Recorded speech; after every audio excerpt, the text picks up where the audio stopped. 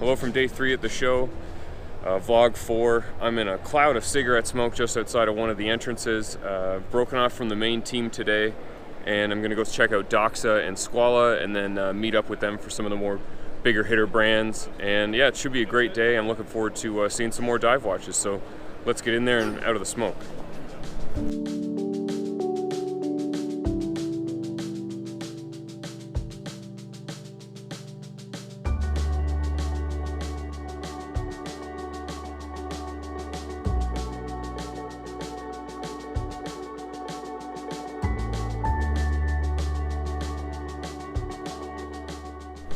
Alright, so a bit of bad news with Doxa. Turns out they're not able to make the meeting. The contact that I have there is delayed for some reason, so I'm pretty bummed actually. That's a brand I was really looking forward to seeing their stuff, especially after that really cool 50th anniversary piece from last year. So on to Hall 2 to see Squala and maybe dig around and see what other brands have a space in Hall 2.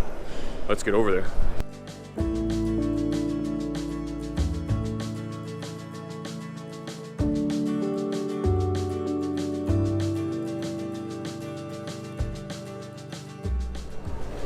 Hall 2 is really nothing short of a maze. It's a ton of tiny booths, and they're all gridded in these letters and then numbers fashions. And if you don't remember where it was that you had your meeting last year, then you kind of have to refer to the map, and even then, you may not know where it is because they may have changed where the booth is.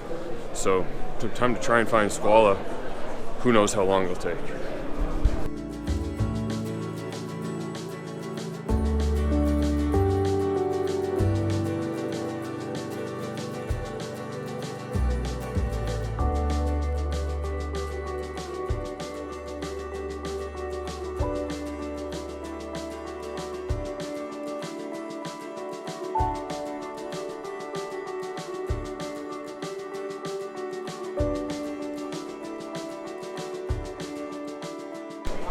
Okay, so the meeting with Squala is over. I've made my way over to Hall 1. We have a meeting with Tissot kind of as the whole team, so I'm going to catch up with those guys.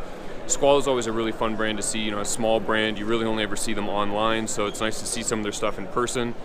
Most of the really interesting stuff is coming out later this year and was all prototypes, so it's not really ready for video, but there'll be a cool depth gauge reissue of the Profundus models they used to make for a handful of Swiss dive watch companies. And we're also going to see like some cool bead blasted 2002s and, you know, just kind of iterations and fun colors and stuff like that, all the sort of stuff you like from kind of entry-level automatic Swiss watch brand like Squala. So on to Tissot before I'm late for another meeting.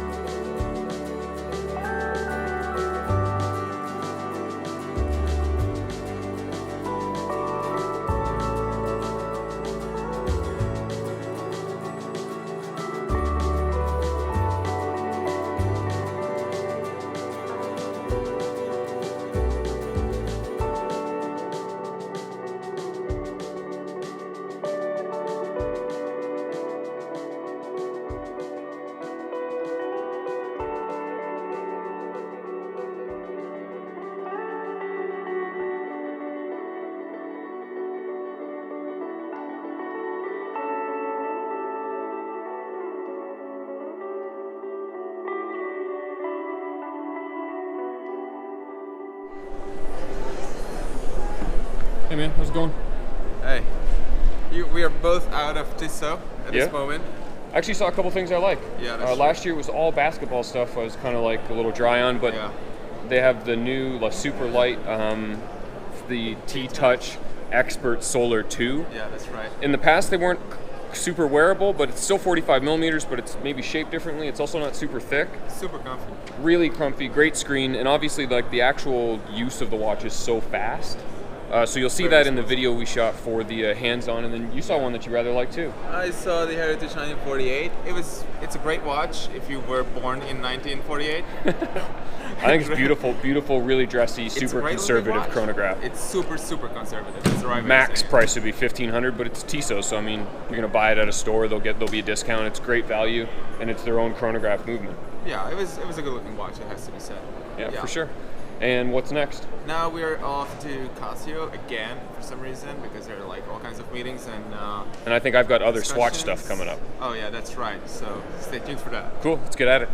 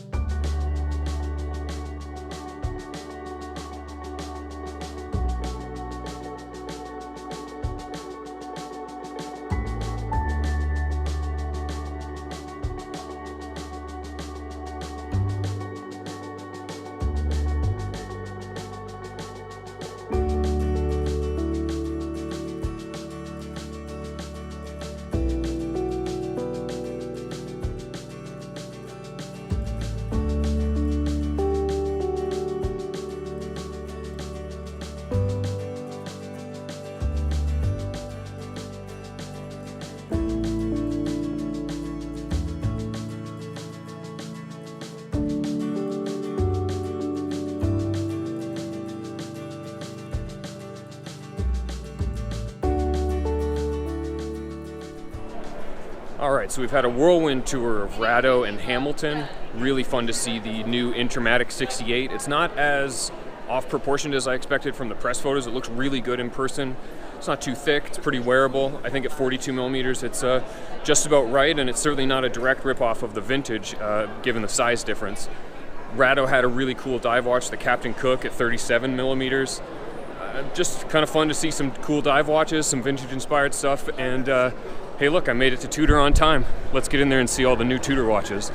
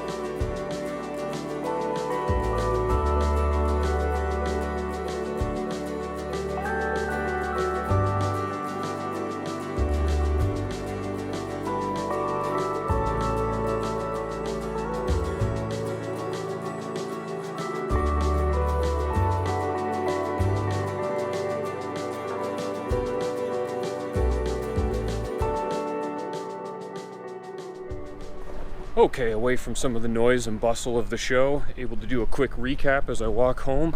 So I think we had a pretty good day, despite the disappointment of a no-show at Doxa. It looks like I might be able to see them before I leave Basel. We saw some great stuff from Rado. I really like that Captain Hook diver. And then, of course, the Intermatic 68 from Hamilton, really cool. I like that a lot. There's not much not to like about a Hamilton at that price point and that range. And then Tudor, just a handful of great stuff at Tudor. I really like that steel bezel Black Bay with the date. I think that's going to be the model to have. I think the date's pretty handy. I understand those who wouldn't want the date, but I think as a mass product that they want to sell to watch enthusiasts and wide-end users, that's going to be with a date. And I think it looks great. The two-tone's pretty cool. I like the satin finish on the gold. Maybe not for my wrist, but I get it. And the new BB41, if you like the 36, it's just like the super size of that. I think I might lean towards 36, but a lot of guys would find it a little small for their wrist, especially if you have a bigger wrist than I do. So I think it's time for a bit of dinner and then get editing. So we'll see you tomorrow morning for next day of the show. Thanks for watching.